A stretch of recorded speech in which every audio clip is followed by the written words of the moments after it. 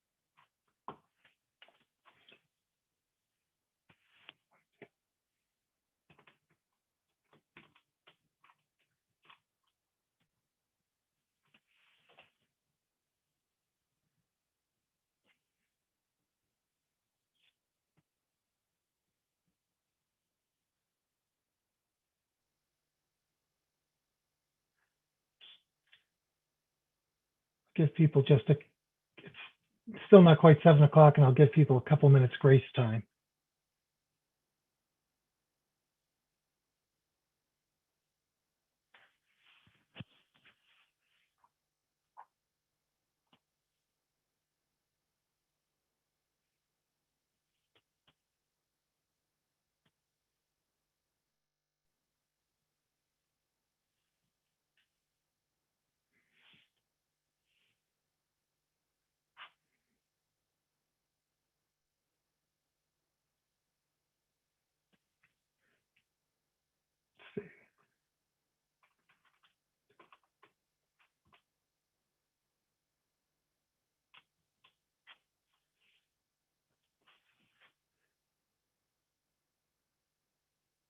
You know, Mike McLaughlin has a conflict with this, so he'll just be observing and not participating.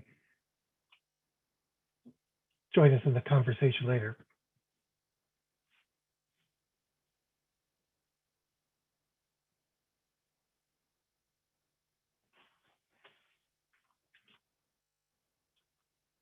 Give 2 more minutes for people to join.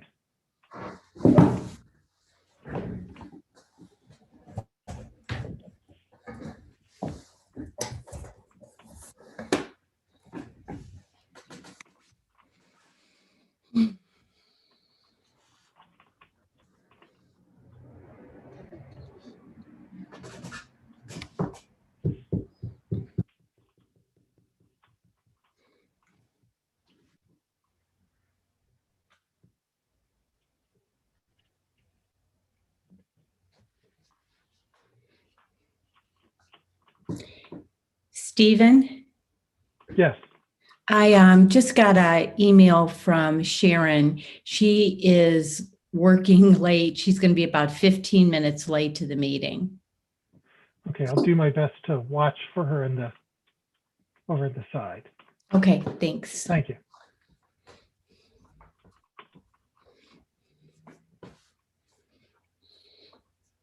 I think we have all the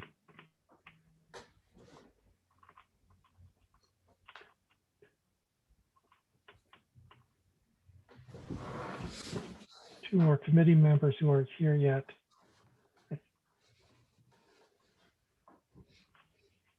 Oops, yes, Catherine Cull from the city.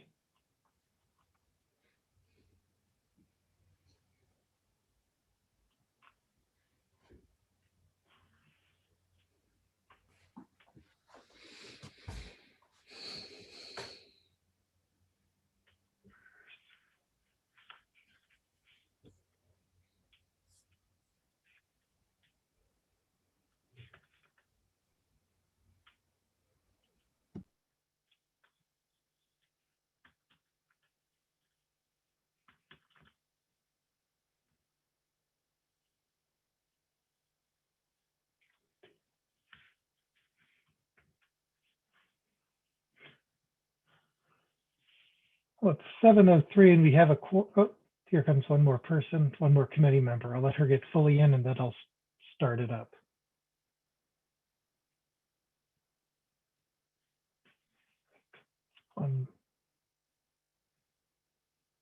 Laura's coming in. Okay, I think that's everyone now. This is Stephen Hardwick. I'm chair of the Clintonville Area Commission Zoning and Variance Committee. We're calling this to order at 7:03. The first order of business is to consider the previous meeting's minutes, which were linked to in the agenda. Do I have any corrections to them? Do I have a motion on them? Dan says yeah. Any second? Second. Okay. All in favor, raise your hand. And it's in, I'll abstain. abstain. Okay, so that's 1, 2. Okay, 1, 2, 3, 4, 5, 6, 7. 7 yes and 1 abstention. 7 0 to 1 KT. Now on to the variance agenda. We only have one item on the variance agenda today, and that's BZA 2235. It's at 4216 Indianola. The applicant Kelly Hartshorn from Staging Spaces seeks variance to decrease the minimum driveway width from 20 feet to 12 feet, which is the size between the existing building wall and the property line, to decrease the required parking spaces from 12 to 8, and to reduce the minimum setback from the Indianola right-of-way from 25 feet to 20 feet. The way we'll do this is we'll have the applicant will have a chance to make their presentation. We'll have questions from the committee. Then we'll have questions from anyone else who would like to comment. And during that time, I'll check my email, hardwick.zoning@gmail.com, to see if any members of the public have commented as well. And then we'll proceed to a vote. Ms. LaPlante, are you presenting? Did I pronounce your name right? Yeah, it's LaPointe. Thanks, Stephen. LaPointe. Kelly, do you want to give a brief overview, and then I'll kind of walk through the application?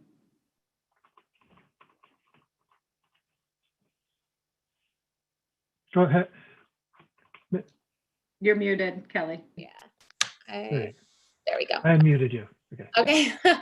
My name is Kelly Hartshorn. I own Staging Spaces. We are a staging company who have been in business for 6 years. And we bought this building so that we are local. I live in Clintonville, lived here all my life, and help out surrounding realtors, buyers, sellers, everyone around this area. So it's a perfect location. The building itself right now is just a little too small. What we're going to do is have a storage space downstairs for all of our inventory, and then upstairs will be our design floor for our interior designers and just workspace.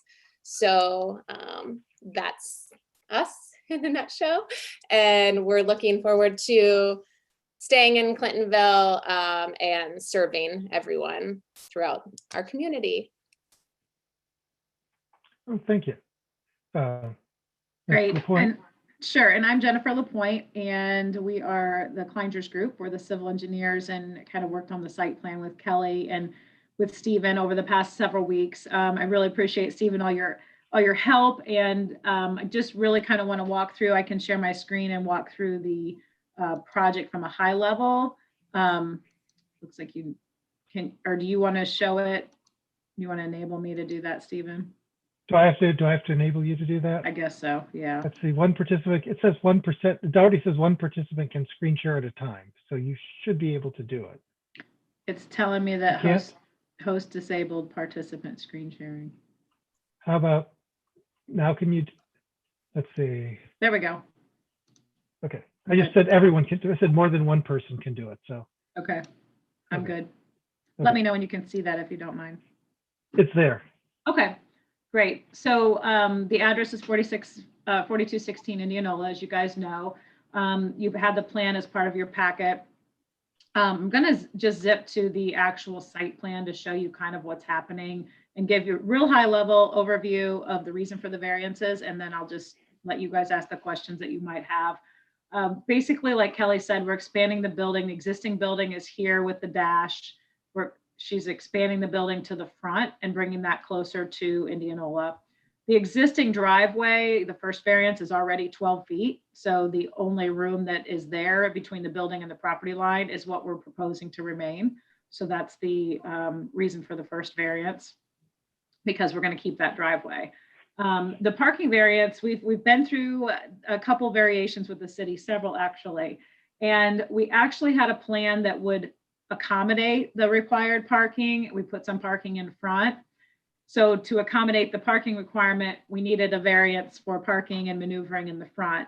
The city asked us to do the opposite and request a parking variance and remove the parking spaces that we were fitting in the front so that we could have green space and install some trees and some grass. So that's where we landed on the parking variance. That's the reason for that. And then the third one is related to the front setback area. And what's happening, the building actually right now is 25 feet. If you can, I'm going to zoom in. If you can see this dimension, we are 25 feet, which is the requirement from the existing property line. However, and Stephen, I'm not sure if you saw my email from very recently, but the city has asked for some right-of-way dedication as part of this project. The application you have, we thought that was a 5-foot request. So we're showing a proposed 5-foot dedication of right-of-way, hence the request for the 20-foot variance for the setback. However, today we got another email from the city saying that it was 10 feet because the older subdivision on the other side of the street had already given 10. So actually, I hope it's appropriate to do it at this time. We're going to have to request that this be moved 5 more feet. So instead of 20, we're going to be 15 feet from the new right-of-way because the city's now asked for 5. So that's just came up in the last 24 hours. So we will revise the plan and we will dedicate that, but that would, instead of the 20 feet, it would be 15. That's like we can amend the request to do that. Okay. Super, super. So I just want to walk you through that. We've got spaces in the back here, the parking spaces, and a ramp to a drive-in door where Kelly can unload the furniture and the storage space, and an entry off Indianola. This plan has been through the city of Columbus initially as a review, just as a site plan before we knew we needed the variances. So we did have quite a few comments we've already addressed from that standpoint as well. So I don't want to say much more. I really want to open it up to questions that you guys might have. Okay. Do we have questions from the committee now?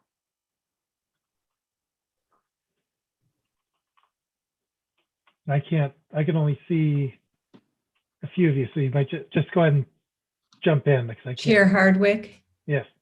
Just one question. Do you happen to know why the city wants the right-of-way increased by 10 feet? Did they give you a reason for that? I can help with that answer if you want me to, Stephen. Yes.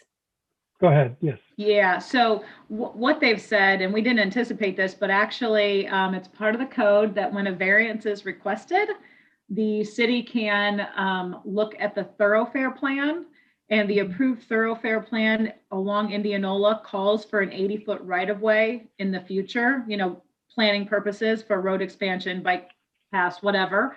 And again, the original right-of-way, what we're told, as we learned today, was 60 feet when Indianola was built. And the subdivision across the street that went in the 50s gave the additional 10 feet to make it 70, but the thoroughfare plan calls for 80. So they're asking us to give the additional 10 on our side so that we have the thoroughfare plan accommodated because of the variance request. If we didn't have the variance request, they wouldn't be requesting this. Mm-hmm. So to really be functional, almost everyone on Indianola is going to need a variance request. And then the trade-off is, okay, give us 10 feet, right? Pretty much. Yeah, very strange. Okay, thank you very much. Sure. Go ahead, Diane.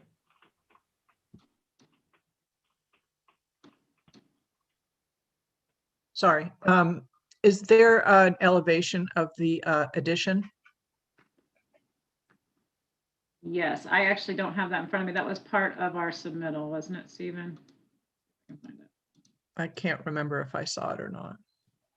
I think that was included. Give me 1 second. There we go.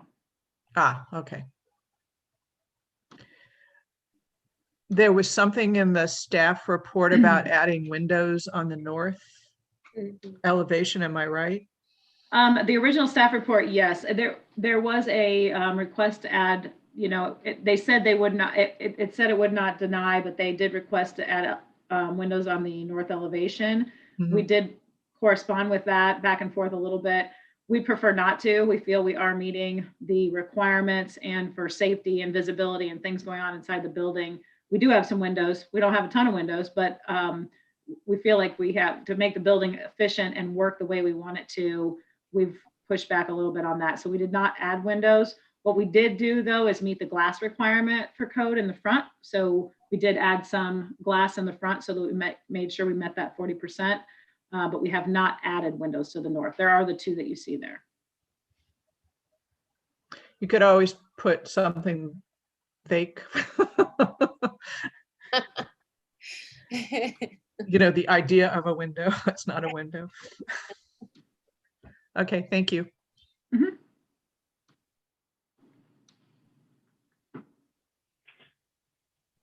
We have other questions from the committee.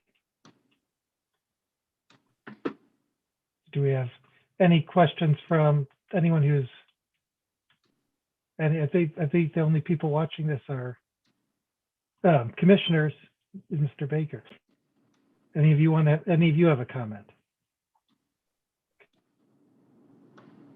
Let me check my email to make sure that I'm keeping my promise to. I'm sorry. Now I see Ms. Lapointe's email from 404. I apologize. No worries. Yeah. Okay. We just found that out. That's okay. I don't have any emails here, so do we have any more questions or comments from the committee before we have a motion? So I'll just comment that I've referred Kelly and her business. Oh. Judy, you went on mute. Oh. Judy, that was Sorry my about fault. I that. apologize. Oh. No, that was my fault. I accidentally muted you. Oh, okay.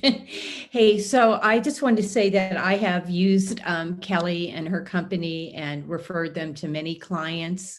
If you want to see the kind of work she does, you can look at the house I have in contract at 99 Richards. It was a vacant house that would have been kind of boring to look at without furniture, but Kelly decorates and hauls in furniture and artwork and cute props, and she makes homes look very charming and homey.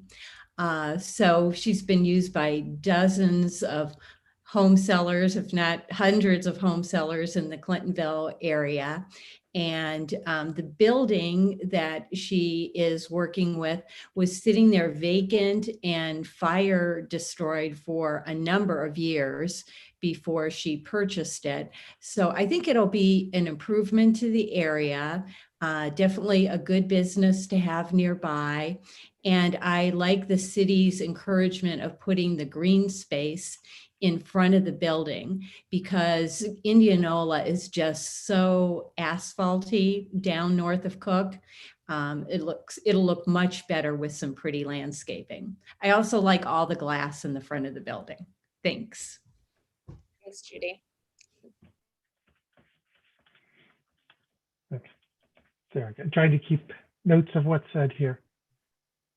Do you have any other comments from the committee before? And I guess the motion would be to approve with Stephen, the except. Yes. is there a district report? I asked him in advance. He said he didn't want to give one. Yeah, there weren't. Thank you. That's so the three variants, we had the three variances as listed, except for the last one, if I remember. I'm not sure I get this right. You want it to be from 20 of decrease the required minimum setback from the Indianola right-of-way from 25 feet to 15 feet. Is that what you want it to be? Correct. Under the variance request portion, we'd be requesting, instead of a distance of 20, we're requesting 15. Okay. So, That'd be in the variance request on the attachment B. oh, that was on the attachment B, but I don't know if that, was that on the attachment B you gave me on Monday? It'd be different than the one we gave you on Monday. I think they changed. I think the one on Monday said 15, said 20 feet still. Correct. It needs to say 15 as of today. Okay. So do I have a motion to approve it with the one change of it being 15 feet instead of 20 feet on the third variance? Yeah, that's Diane, you're making the motion? I'll second. Do I have a second? I'll second. Kelly is seconds. Okay. The way you do the vote is I will, I'll call you out individually, and then we can, and if you want to make a comment, you can make a comment. So Mike McLaughlin has abstained. So Andrew Miller, Approve. Judy Minister, Yes. Diane, Yes. Michael Hall.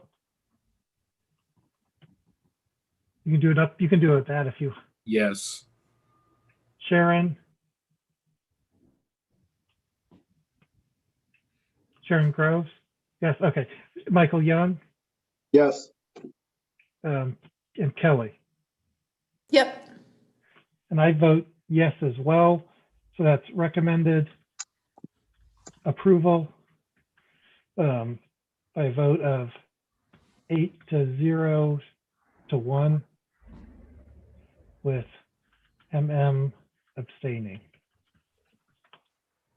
and not participating in the discussion.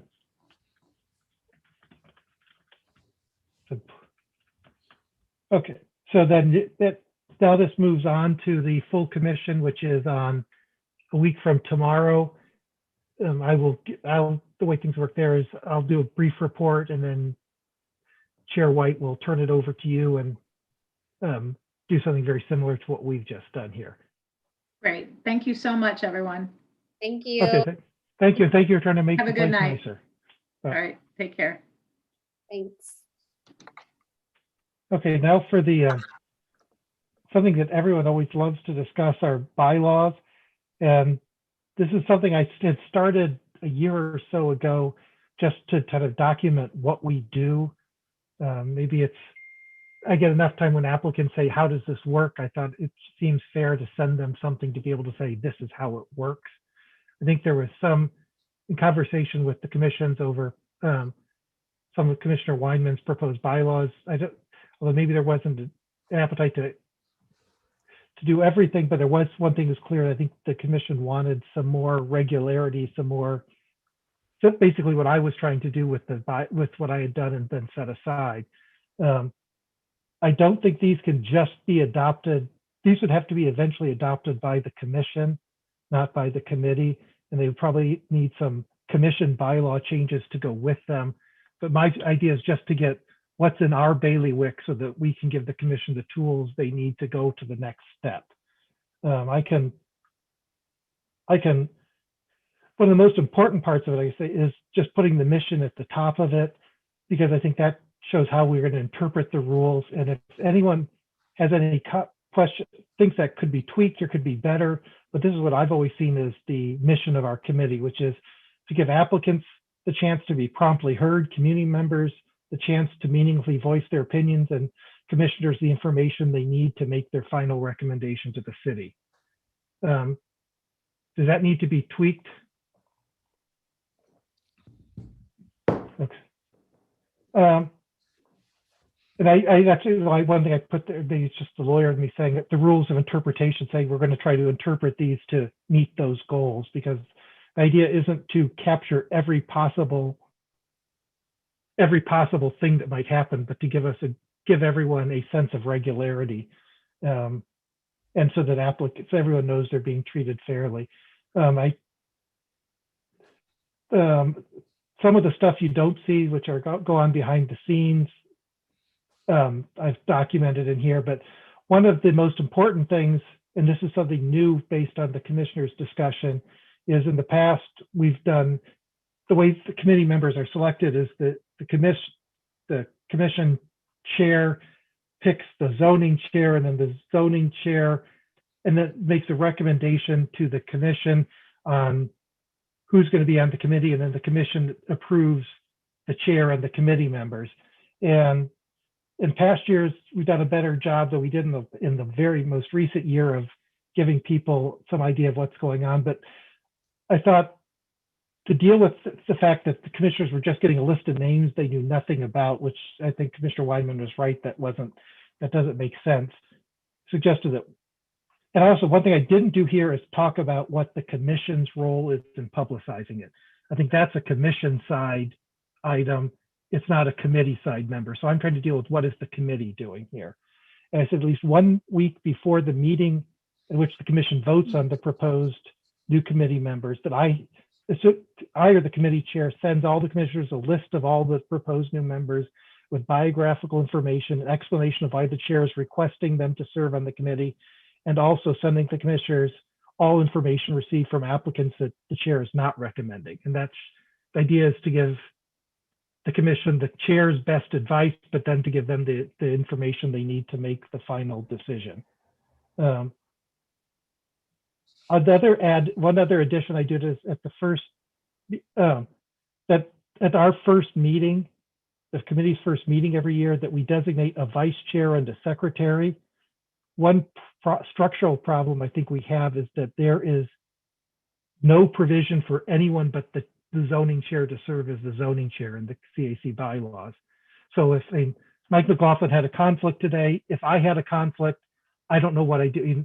I recently did a bunch of work on my porch. If I needed a variance, I have no idea how to do that, because there's no one but me who's under the bylaws. That shouldn't be. There should be some way other than the chair to serve. That's have a vice chair and also have a secretary, so that I found it difficult to keep detailed minutes and run the meeting at the same time. That would seem to be helpful.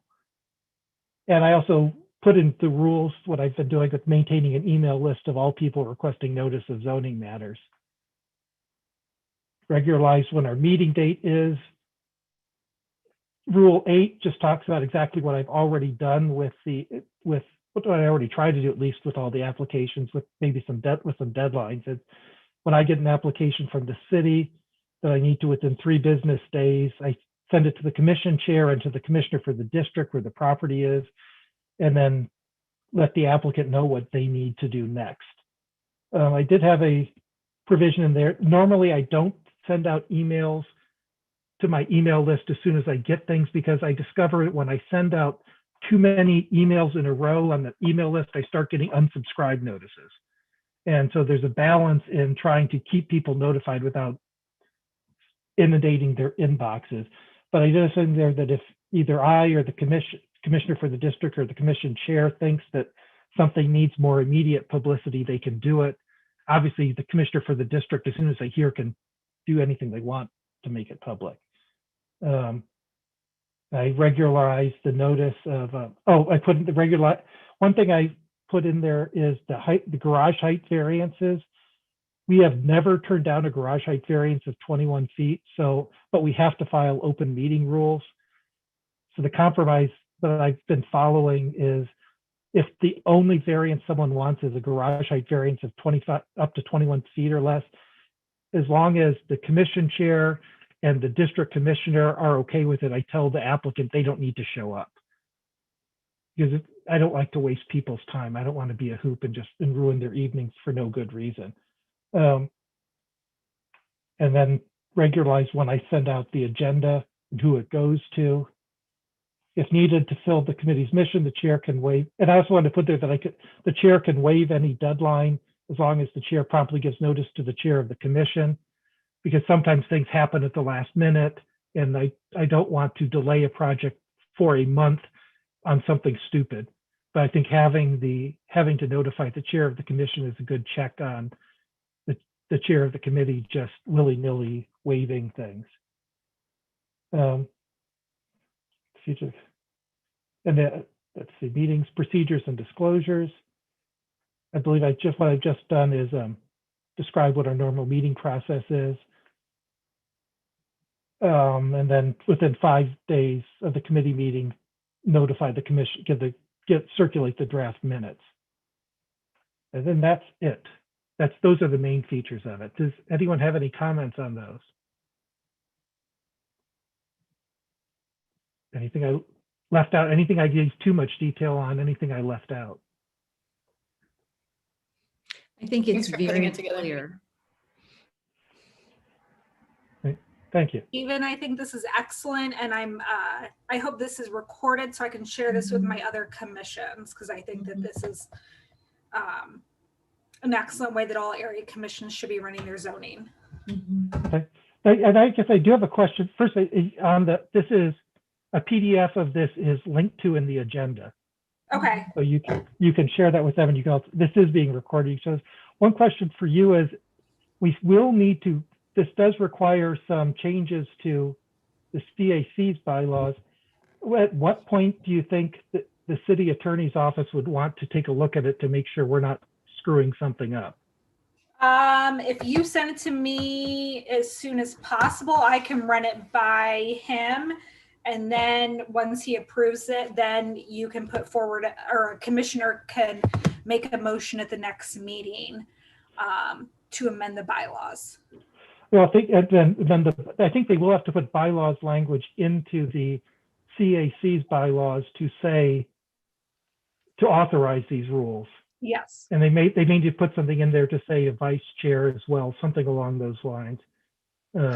So whenever you feel comfortable, I would also just confer with Chair White as well. And then I can send it over to Rob Tobias, and I'll CC you both on his email and seek his approval. And then you can move forward with a motion. And did the city attorney want to wait till the CACs come up with their own bylaws proposal to adopt this, or would you think the city attorneys would want to see this before the, I guess you call it enabling the enabling bylaws in the CAC's bylaws? I would send it over to him and then present this to the commissioners at the February meeting. And Okay. the commissioners would have to come up with their language about how they want to phrase the updated bylaws, and then someone would put a motion forward to Okay. make that change. Okay. Yeah, and we have to do the and that has to go, as we learned, it has to go with a couple meetings to do something like Yes, that. because you have to read it twice and then vote on it. Right. And they also would have to put language in there about how to amend these rules, which if they were like the election rules or something that they could just change by a majority vote. Yes. Because these aren't bylaws, these are just something that'd be authorized by the bylaw. Commissioner Weinman, did the publicity parts at least meet some of your concerns?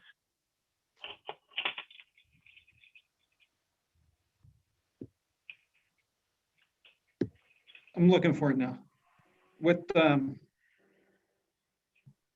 page is that? It's on the first page. It's organizational matters. It's three, at least 1 week before the meeting.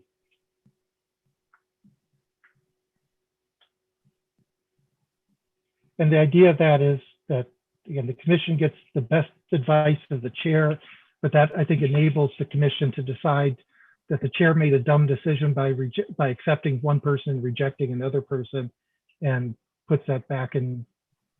I think that's a good balance of responsibility and accountability.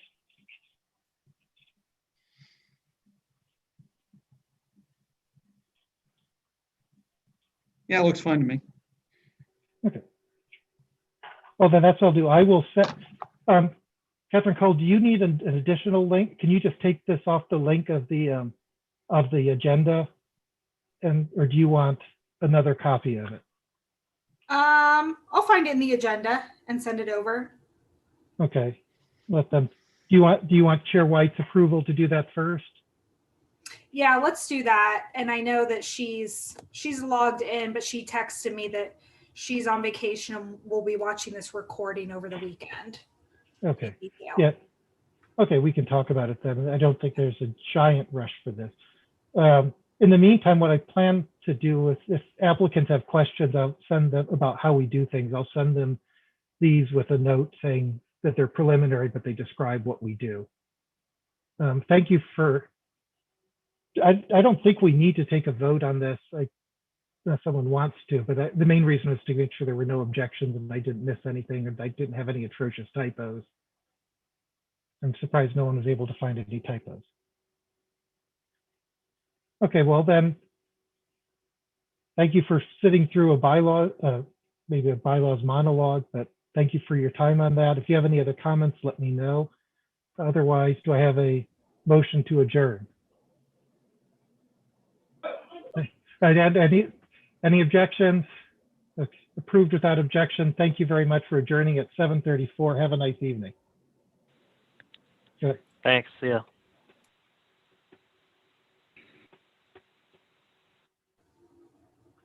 Great job, Stephen. Thank you. No, thank you. Thank you for your help. We'll see if we can make these work. Okay, thank you. Okay. Okay, bye.